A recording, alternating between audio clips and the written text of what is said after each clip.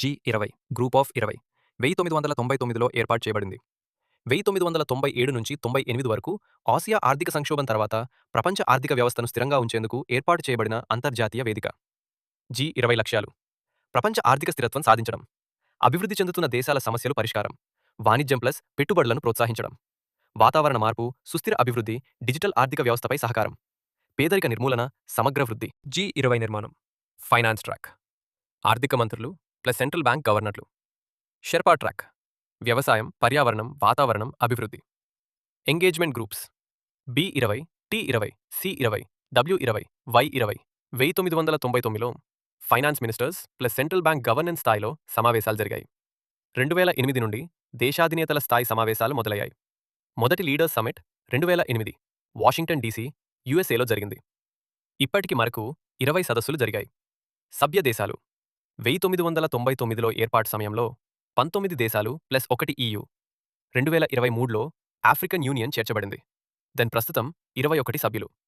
19 దేశాలు ప్లస్ 2 సంస్థలు EU plus AU. G20 సమావేశాల వేదికలు 2008 Washington DC, USA. 2009 London, UK. 2009 Pittsburgh, USA. 2010 Seoul, దక్షిణ Korea. 2010 Toronto, Canada. 2011 Cannes, France. 2012 Los Cabos, Mexico. 2013 Saint Petersburg, Russia. 2014 Brisbane, Australia. 2015 Antalya, Turkey. 2016 Hangzhou, China.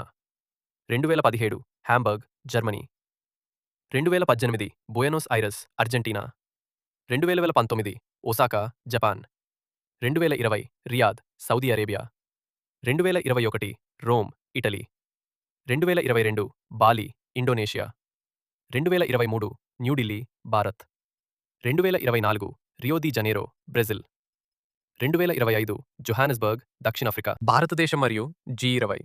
Bharat G20 అధ్యక్షత 2023. Bharat December 2022 నుండి November 2023 వరకు G20 అధ్యక్షత వహించింది.